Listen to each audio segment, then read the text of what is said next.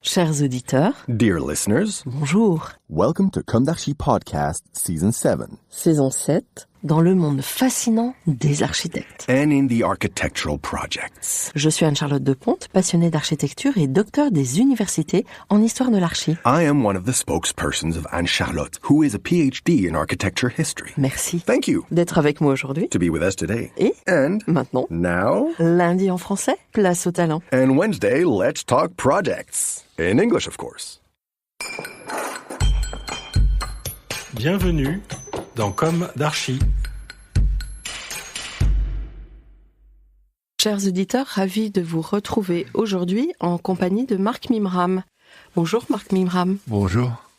Bienvenue dans Comme d'Archi.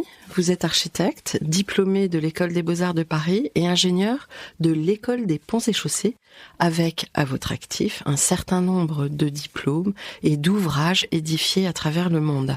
Vous êtes à la tête de l'agence qui porte votre nom, Marc Mimram Architecture, Ingénierie, basée à Paris dans le 11e arrondissement. Vous êtes une figure de l'architecture française de ces dernières décennies. L'un de vos ouvrages, La passerelle Solferino, a marqué le paysage parisien. On va aborder directement et en détail votre parcours professionnel en remontant le fil du temps jusqu'à vos débuts. Souvent, on ignore ce qui a été à l'origine de la vocation. Alors, quelle a été votre jeunesse, si vous voulez bien témoigner dessus? Où s'est ancrée votre envie d'architecture? Quelles ont été vos études et comment se sont croisées architecture et ingénierie dans votre formation? Ça fait déjà beaucoup de questions. Beaucoup, Ouais. il faut que je sois honnête avec vous. J'ai beaucoup de chance parce que je crois à ce que bêtement appelle une vocation. Je crois, c'est-à-dire que moi bêtement je voulais faire des ponts. Ouais. Depuis très jeune, quand j'étais à l'école primaire, on a vécu à Amiens. À Amiens, j'avais un prof là, un instituteur et regardez, vous avez du dessin. Donc un jour, j'ai déroulé un grand rouleau de papier craft et on a commencé à dessiner. Et moi, j'ai choisi de dessiner les berges de la Seine et les ponts. Mais comme j'habitais à Amiens, c'était bizarre, non? Donc ça a commencé là et puis ensuite j'étais au lycée à Argenteuil. Très bonne formation parce que c'est la banlieue.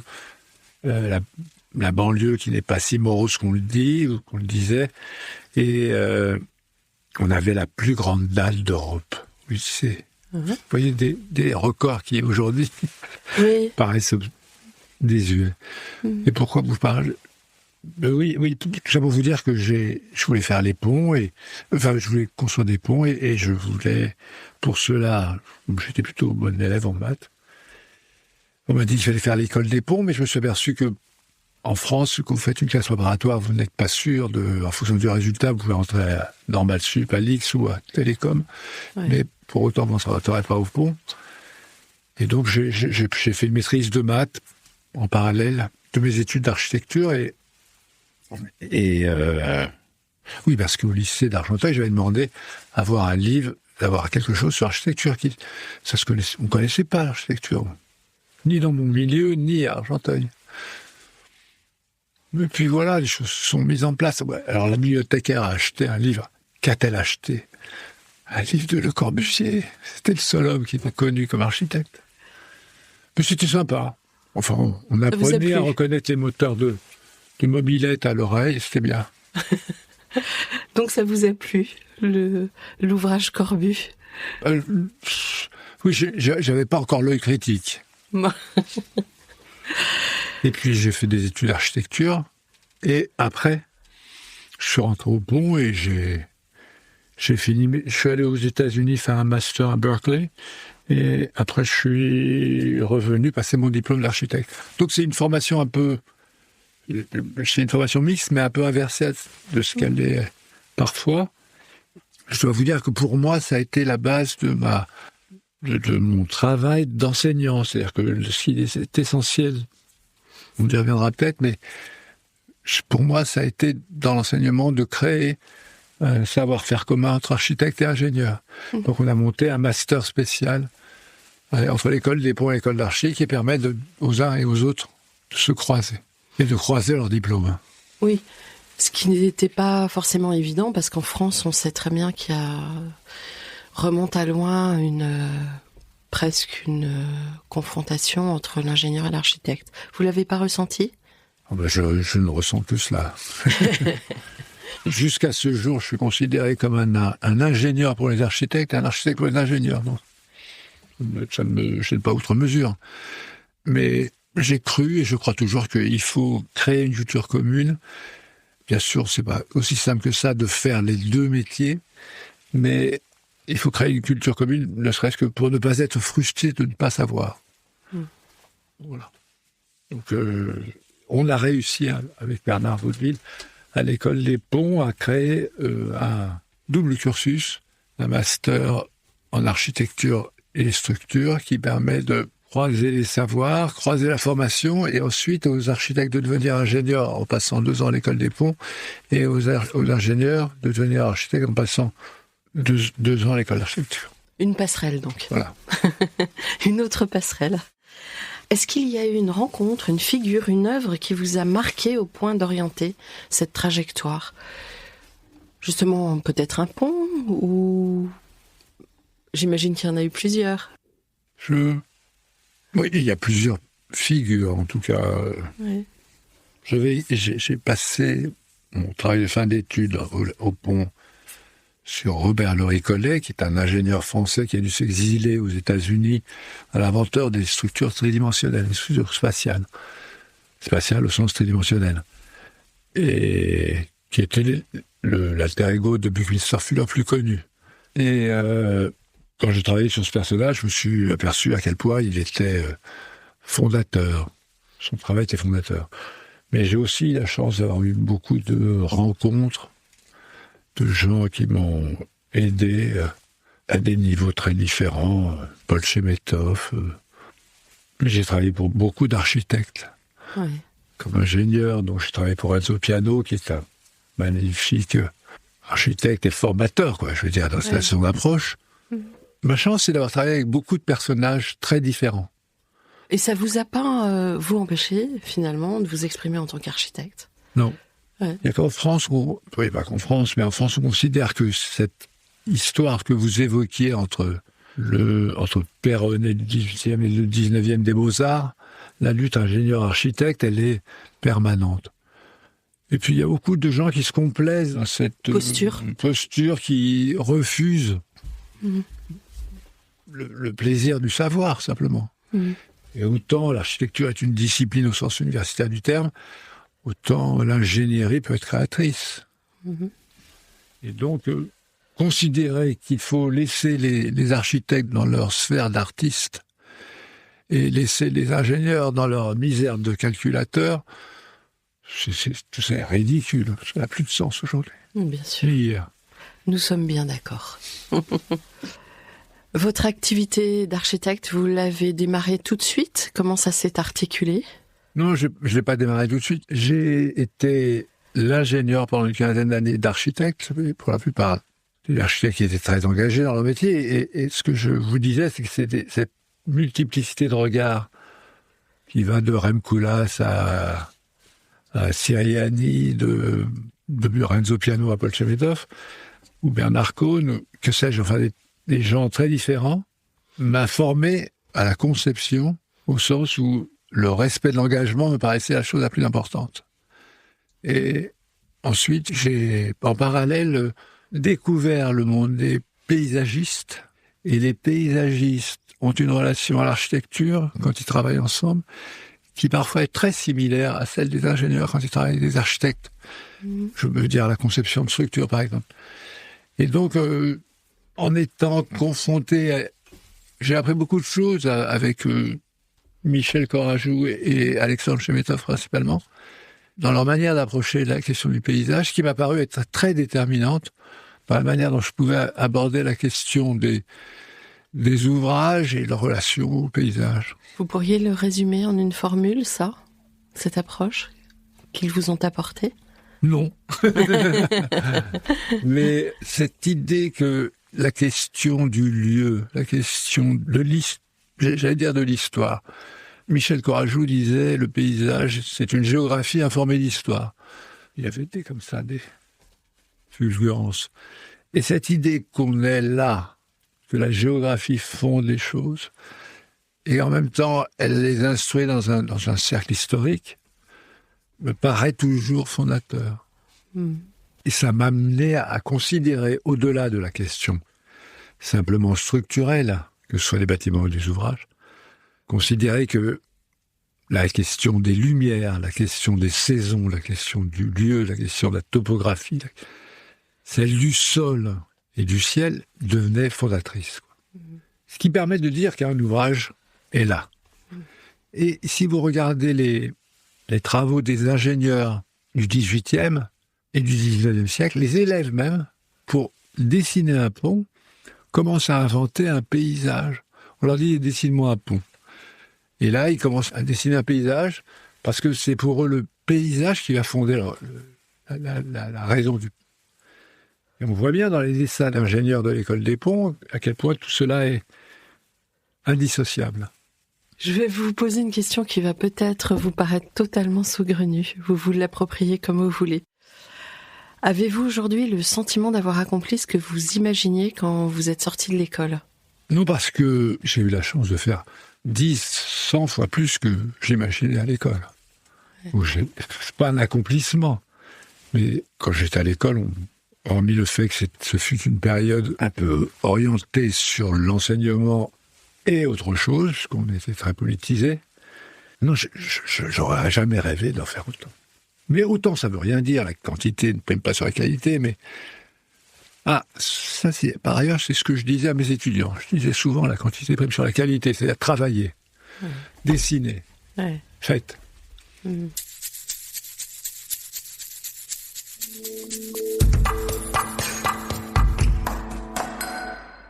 Alors maintenant, on va aborder les projets.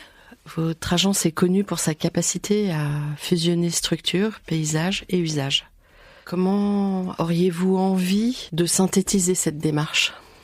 Qu'est-ce que vous auriez envie de transmettre à nos auditeurs par rapport à ce parcours, justement ? Si on revient sur la question sur laquelle vous m'interrogiez, qui est la question des ouvrages d'art, des ponts, des passerelles, je dirais que une passerelle, un pont, franchit toujours une frontière. Donc c'est la question de la limite qui devient prégnante. La frontière, elle peut être géographique, un fleuve, elle peut être topographique, une vallée, elle peut être de différentes natures, mais elle peut être sociologique. Et donc c'est ça qu'il faut regarder et comprendre. Quand vous construisez, j'ai construit par exemple, prenons un pont entre Rabat et Salé. Rabat, c'est la ville administrative, c'est du pouvoir, et Salé, c'est la ville des pirates et des pêcheurs. Et donc, entre les deux, il y a vraiment une frontière sociale. Entre Strasbourg et Kehl, au-dessus du Rhin, quand on construit cette passerelle, on franchit la frontière historique, celle de la lutte, du combat, de la guerre. Mais aussi, on met en commun, d'un côté, la forêt noire, et de l'autre côté, la limite des Vosges. Et donc, on est ensemble, au centre de la passerelle, ensemble, plutôt qu'opposés.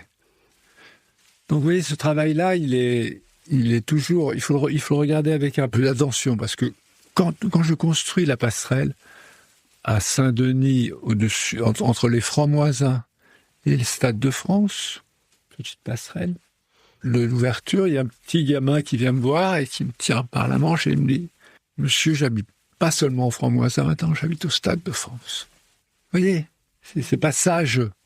Et là, récemment, on a construit un autre ouvrage très important à Saint-Denis, et entre la gare du RER et la gare de la ligne Grand Paris Express, la ligne 14, on est entre les deux, on crée un lien sur 360 mètres au-dessus des voies de chemin de fer, et là, on permet le développement de la partie industrielle qui est totalement enclavée dans Saint-Denis, et on ouvre un territoire. Donc vous voyez, c'est ça qui fait que les projets sont toujours différents, toujours particuliers. Quand vous abordez un projet, c'est toujours la frontière que vous regardez en premier, ou plutôt que la structure, l'usage, la lumière ? Est-ce que c'est cette frontière? Non, mais je la découvre au fur et à mesure, mais Oui. la structure, évidemment, je dirais. Oui. On C'est s'arrange, tout on s'arrange pour que oui. les ponts continuent de tenir quelque temps. Mais cette structure, il faut l'interpréter, il faut la redessiner, il faut la reconcevoir en fonction des caractéristiques du lieu. Et je ne l'ai pas encore abordé, des modes de fabrication. Ouais.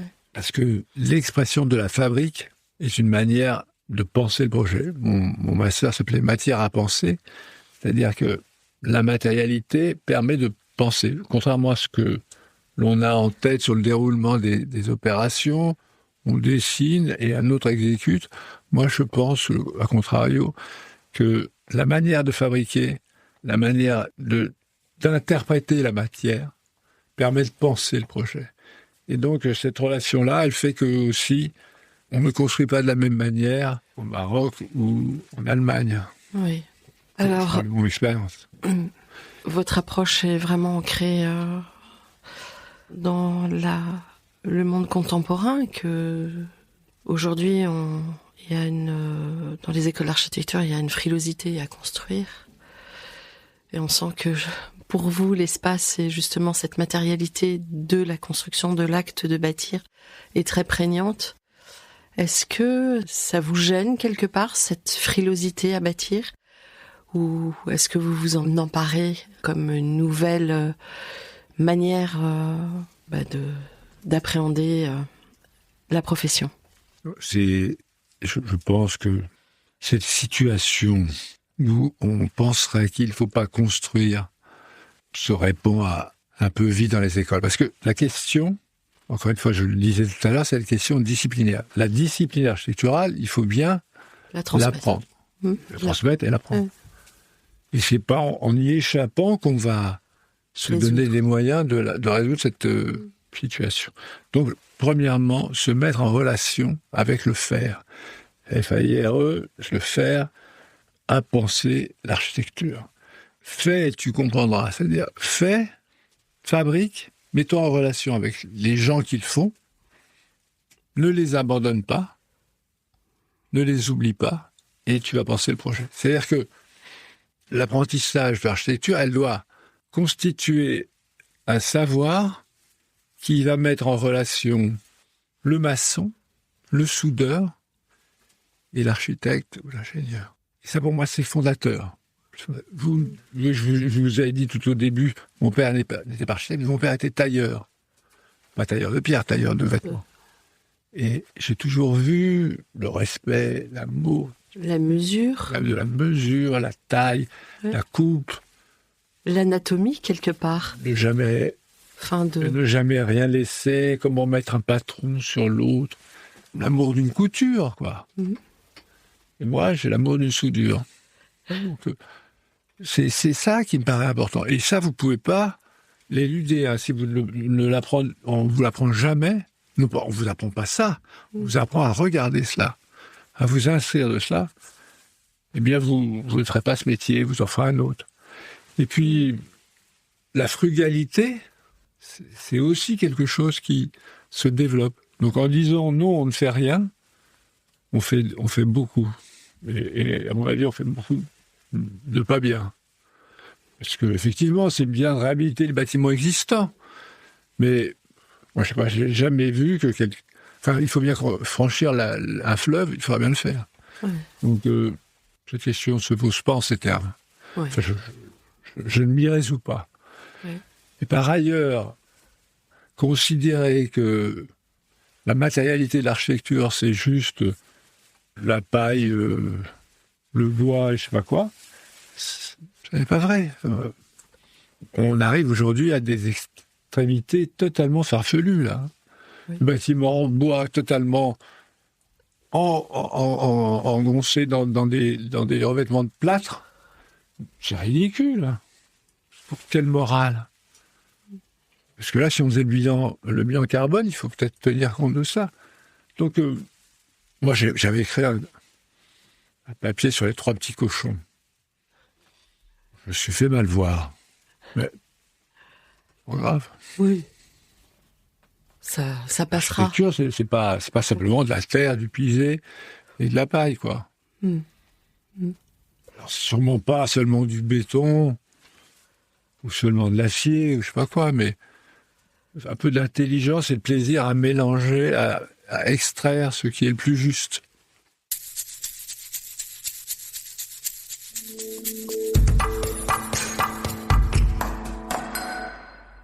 Vous avez réalisé, donc, vous l'avez évoqué, de nombreux ponts et infrastructures majeures. On en revient à la fameuse passerelle Solferino, qui est quand même, qui marque tellement le paysage de Paris, on ne peut pas s'empêcher de la citer. Qu'est-ce que ce type d'ouvrage raconte pour vous de la relation entre ingénierie et poésie architecturale ? La passerelle Solferino. Moi, j'avais la naïveté de croire que c'était un ouvrage parmi d'autres que j'allais construire par la suite. Et elle a été évidemment, avec le recul, très fondatrice. Très formatrice et très fondatrice. Et j'aurais dû me rendre compte, parce que je vous parlais des paysagistes. Michel Corajou était venu sur le site un jour, on avait démoli la passerelle provisoire qui avait duré 30 ans à cet endroit. Et il me dit, tu as vu l'immensité du ciel ? Parce qu'il n'y avait plus d'obstacles à la vue. Du pont de la Concorde de Pont-Royal, tout était ouvert. Et il a l'air de dire, il faut oser se poser là. Je pense que j'avais eu la chance d'une certaine naïveté. Aujourd'hui, je l'aurais peut-être moins. Mais ce qui était fondateur là, par rapport à la question que vous posez, c'est cette idée qu'on peut se trouver dans un parcours multiple entre l'eau et le ciel. C'est-à-dire quand on marche sur la passerelle, on ouvre une fenêtre sur le ciel dans laquelle, comme dans une pièce de Joad, on est dans une relation avec le ciel. Et ça c'est... Parce que la question fondatrice, c'est comment interroger la gravité. C'est ça mon métier. Est-ce que les choses s'ancrent ? Est-ce que les choses s'élèvent ? Et c'est un vrai plaisir. Et c'est un plaisir qui n'est sans fin. Je veux dire, c'est pas... On peut réinterroger cette question pour toujours. Donc la poésie, elle est là ? Oui. Bon. Est-ce que vous pensez qu'il y a une approche de la matière et de la lumière qui vous est propre ? Je ne sais pas si elle m'est propre, mais elle est...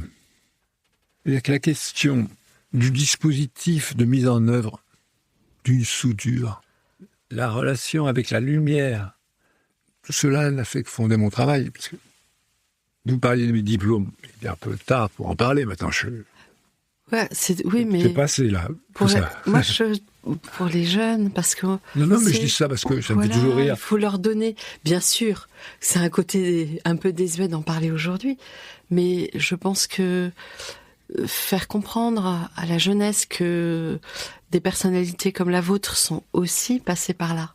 Oui, bien sûr. C'est intéressant. Presque parce que je suis enseignant oui. Et j'étais... Non, bien sûr. Je disais ça par rapport... Moi, je suis toujours étonné. J'étais à Berlin l'année dernière pour faire une conférence. Et on a commencé à me dire ma liste de diplômes. Je me suis dit, mais attendez, ça fait 40 ans que je travaille. Que disais-je ? Oui, la lumière. La lumière. Eh bien, le diplôme que j'aurais aimé avoir, qu'un ami entrepreneur voulait me donner, c'est celui de... On va appeler ça de chaudronnier, voilà, chaudronnier. Parce que le chaudronnier, il cintre la tôle, il la transforme formellement, géométriquement, et il la réassemble. C'est un métier magique.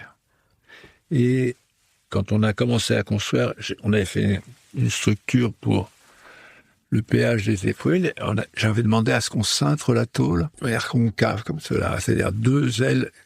C'est difficile à dessiner à la radio, mais bon, des ailes en creux, quoi, qui nous sortent de... Et donc, le concave et le convexe prennent la lumière de manière très différente, et surtout, la ligne inférieure devient tendue par la soudure et par l'ombre. Donc, je ne sais pas si c'est des choses, des préoccupations qui peuvent paraître totalement sans intérêt, mais qui, pour moi, sont fondatrices, parce que je sais que le soudeur va être plus à l'aise si la tôle est un peu en débord, s'il peut glisser son cordon là. Et aussi parce que celui qui a fait pour moi la première passerelle qu'on a fait à Toulouse, C'était une tôle chaudronnée. Eh bien, c'est lui qui cintrait la tôle avec une cintreuse à 3 rouleaux. Vous glissez la tôle à l'intérieur, vous appuyez sur la presse qui descend. Et plus vous appuyez fort, plus la tôle est cintrée. Et donc lui, il a un savoir-faire à l'œil et au bruit de la tôle qui se cintre. Et mon diplôme aussi, mon grand diplôme, c'est d'avoir été invité à son mariage. Je lui ai expliqué comment je voyais les choses, et lui, il a compris qu'il ne faisait pas un tube comme il avait l'habitude d'en faire, mais c'est un ouvrage particulier. Et cet échange-là était pour moi fondateur, et pour lui amical, puisqu'il m'a invité. Est-ce que, en plus de la passerelle Solferino, vous avez envie de citer d'autres projets, ceux que vous avez envie de mettre en exergue, là, aujourd'hui? Peut-être les derniers? Oui, il y a bien sûr. Je suis intarissable sur l'œuvre de Milram. On pourrait prendre quelques exemples pour poursuivre sur ce que je viens de dire. On a travaillé depuis 25 ans en Chine. Et en Chine, on a la chance de pouvoir faire les choses directement. C'est-à-dire qu'on peut passer, les normes sont un peu différentes, mais bon, ça tient. Mais c'est pas du tout la même chose. Et on a construit, un jour, Madame le maire de Yangzhou m'appelle et me demande, vous construisez un pont d'1 kilomètre de long. Je dis, avec plaisir, on va regarder tout ça. Et puis elle me dit, mais en attendant, est-ce que vous pourriez faire très rapidement une petite passerelle sur le fleuve? Genre, mise en bouche, quoi. Parce que c'est l'anniversaire de la ville. Alors je dis, bon, d'accord, elle me dit, il faudrait faire ça c'est dans 6 mois. En France, il faut 6 ans minimum. Et donc, je vais voir les chantiers navals qui sont là. C'est la spécialité de Yangzhou. Et là, je trouve ça merveilleux, la tôle cintrée dont je vous parlais. Et je reviens et le directeur de l'usine me dit, non, c'est pas possible, 75 tonnes, c'est même pas ce qu'on fait en une journée, quoi. Donc c'est trop petit pour nous. Et l'avantage de la Chine démocratique, c'est qu'elle était à la fois maire, ancienne membre de l'armée chinoise et secrétaire du parti. Donc, elle a appelé le directeur et on a fait la construction en tôle cintrée à Yangzhou en 3 mois, parce que 6 mois après, c'était construit. Et ce rapport très direct avec la fabrique, le chantier naval, cette tôle cintrée qui, comme une feuille de palme, vient se cintrer dans un sens et dans l'autre, ça a été vraiment un grand plaisir. On n'a pas construit le pont d'1 kilomètre, bien sûr, parce que... Et ça, c'était à peu près en quelles années? Dans quelle année? Il y a 10 ans. Il y a 10 ans. Mais là, il y a quelques mois, on vient d'inaugurer une passerelle à Luxembourg, entre l'avenue principale du Fonds Kirchberg, l'avenue du président Kennedy, et le musée d'art moderne. En l'occurrence, ça a été fait par Yann Pei. Et là, pour éviter de toucher à un arbre, dans la frondaison, on passe dans la canopée et on vient se glisser entre les arbres. Ce qui donne un ouvrage à double courbure en plan. Et surtout, nous avons décidé de le faire en acier inoxydable. Polymiroir. Ce qui est une première pour un ouvrage d'art de cette nature. Et donc, lui, il varie. C'est comme si vous étiez sur un miroir. Hein. Donc, en fonction de votre point de vue, vous voyez le reflet des arbres, des saisons, des lumières dont on parlait tout à l'heure, qui viennent le transformer dans sa lecture. Ça n'est pas une dématérialisation, comme on l'a cru à un moment.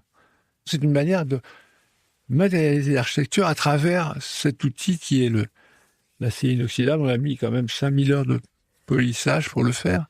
Ça ressemble à un niche Kapoor, mais structurel.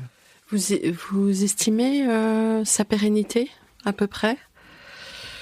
Je sais pas. On dit toujours qu'on construit pour 100 ans. Bon, je sais pas là. Mais... Peut-être que la première règle de la décarbonation, c'est la pérennité de ce qu'on construit. Absolument. Puisqu'on ne réhabilitera pas les ouvrages. Il faut faire un peu attention. La règle devrait être accompagnée du devoir d'entretien. Oui. Parce que je construis des ouvrages depuis fort longtemps et aucun Aucun des ouvrages métalliques que j'ai construits n'a été repeint depuis le début. Je ne sais pas comment on repeint ces ouvrages, parce que je n'ai jamais vu faire. J'exagère quand je dis je ne sais pas, mais pour vous dire, et ça va te taire, et la situation de la France elle n'est pas bonne, Oui. mais elle n'est pas la pire, parce qu'aux États-Unis, on attend qu'ils s'écroulent. Ouais. Et en Chine, je pense que ça va arriver bien vite. Bon, espérons que la Non, mais je dis ça pour gâcher-le. Oui. Essayons de rester dans l'espérance, mais les questions par rapport à la dimension sociétale arrivent. Je voudrais juste que vous parliez, que vous ayez un petit mot pour votre équipe avant de passer à la dernière partie de l'interview. Que diriez-vous sur votre équipe ? Je dirais des choses très personnelles, donc je ne vais pas les dire ici. Il y a à l'agence une mixité de profils qui va de l'architecte à l'ingénieur, entre les deux. Et ce qui est bien, c'est qu'on ne sait pas aujourd'hui, ils ne se mettent pas dans une posture sociale. C'est-à-dire, l'ingénieur doit être triste, calculateur et peut-être intéressé peut-être à l'économie du prochain, les chiffres, et l'architecte, lui, serait la pensée délirante. Et non, tout cela est bien mélangé. Il y a un personnage très important dans l'agence, par exemple, c'est le maquettiste. Nicolas, il fait des maquettes à la main depuis 25 ans. Et cet outil-là est un outil indispensable. On a une imprimante 3D qui peut faire des maquettes et qui en fait parfois. Bien sûr, mais qui fait des portions. Mais se servir de la mise en œuvre tridimensionnelle par la matière comme un outil de conception, c'est magique. C'est un luxe. Et qui est plus expérimental que l'image 3D avec le soleil qui se lève à l'ouest et qui se couche à l'est, au sud ou au nord, d'ailleurs, il peut se lever partout. Donc, non, ça, c'est vraiment... Donc, tous ces gens sont très attachés à cette attention-là.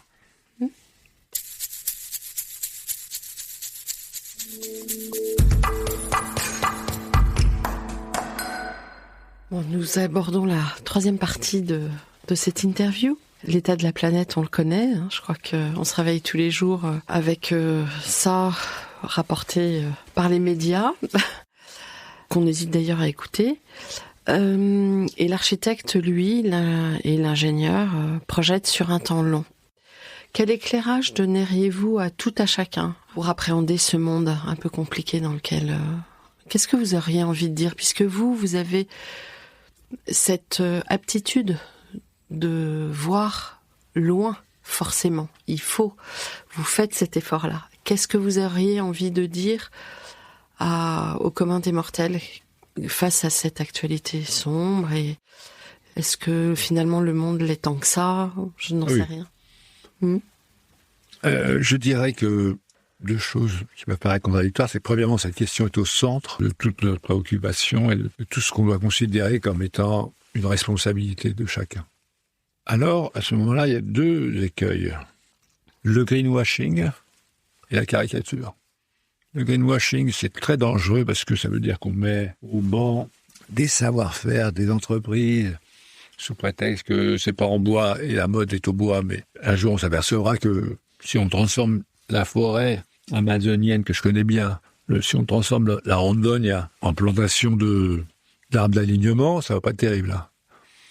Donc il faut bien sûr faire attention aux excès qui sont pris dans la démonstration de slogans un peu instantanés. Et il suffit pas de mettre quelques lieux, je sais pas, d'accueil de la faune ou de la flore pour en transformer ces bâtiments. J'ai peur de la caricature et j'ai peur des excès dans ce domaine, parce qu'ils vont faire plus de mal que de bien.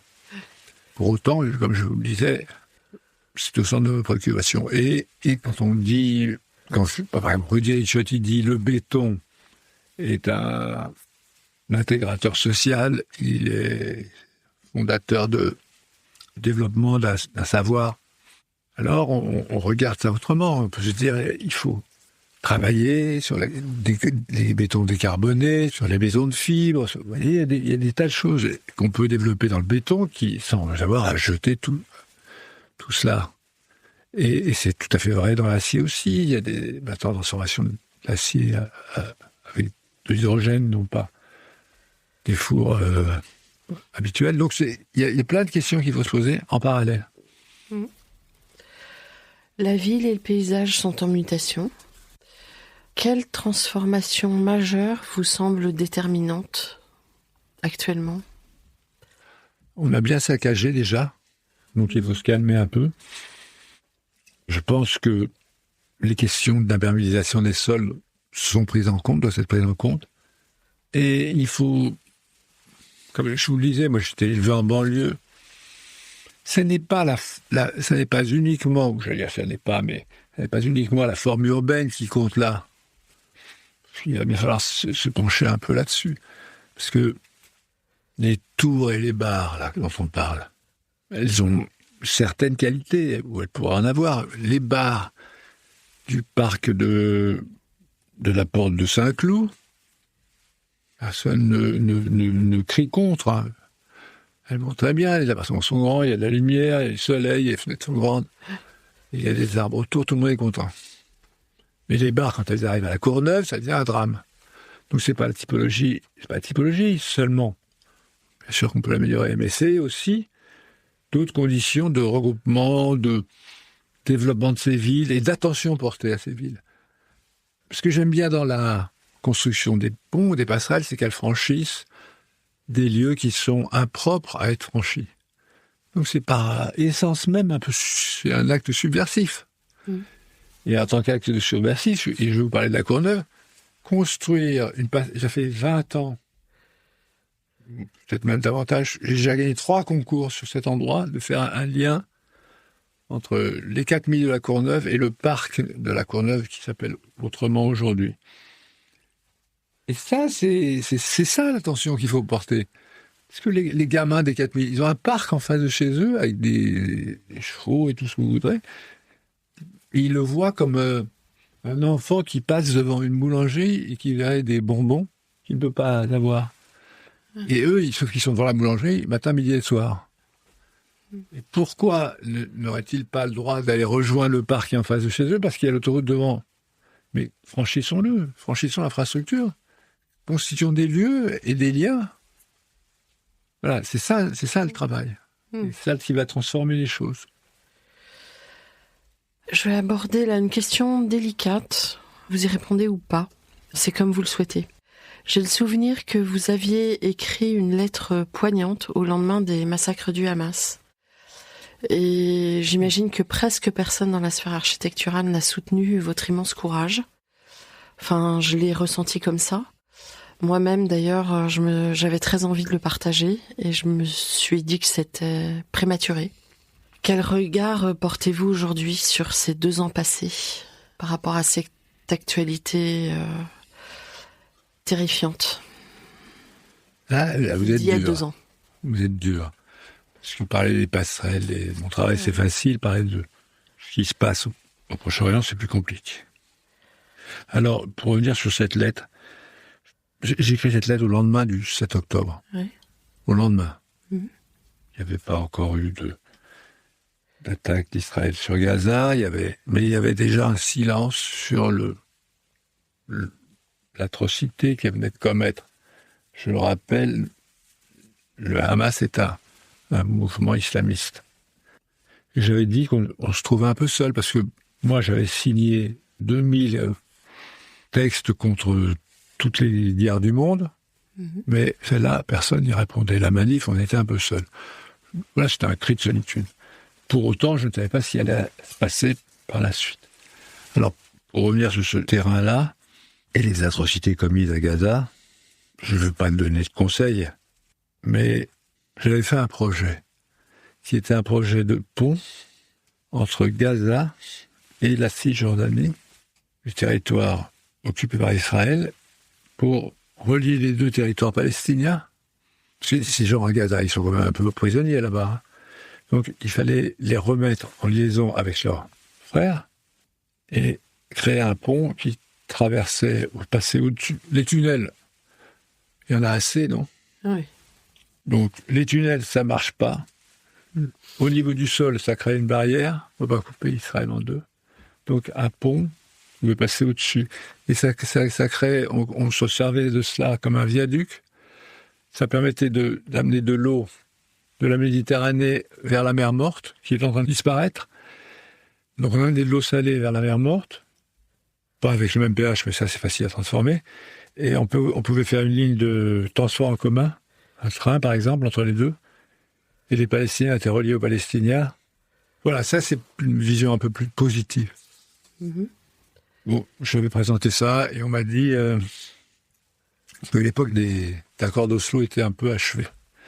Donc ces projets utopiques sont pas près de revoir le jour. Ouais. Mais peut-être un jour le reverront-ils. La situation est terrible parce que on a inversé les choses. Tout ce qui faisait que, regardez, cette région du monde avec espoir, tout ça semble aujourd'hui inversé, quoi. Oui. Mais il faut garder espoir.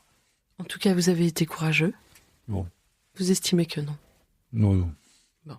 Courage est ailleurs. Il est où? Il est là de vivre cette situation d'une mère de famille sous une tente ou d'un père de famille dans un abri, quoi. Qu'il soit d'un côté ou de l'autre de la frontière. Merci d'en parler.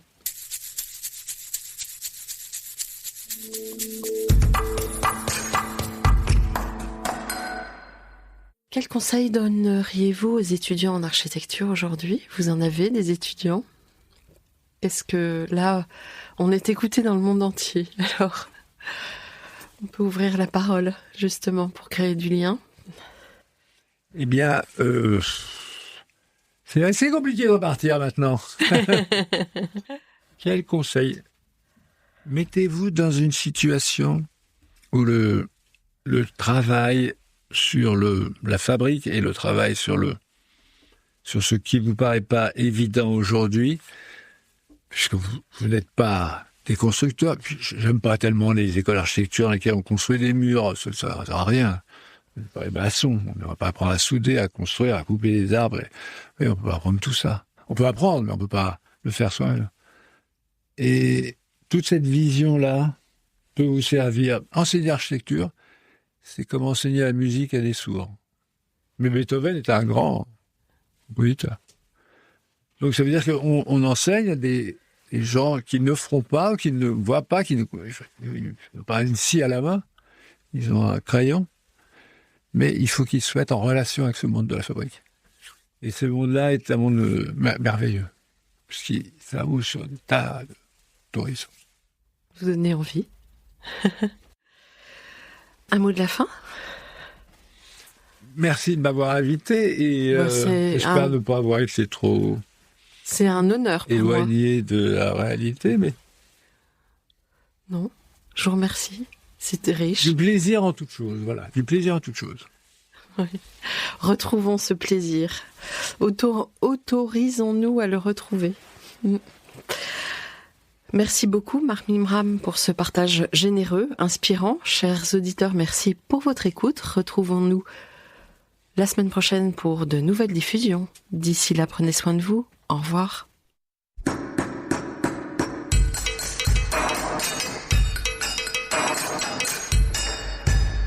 Chers auditeurs, merci pour votre écoute.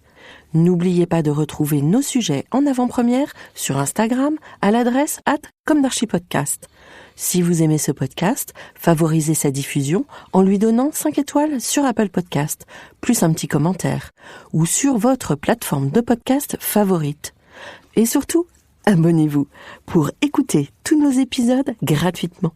À bientôt, et d'ici là, prenez soin de vous.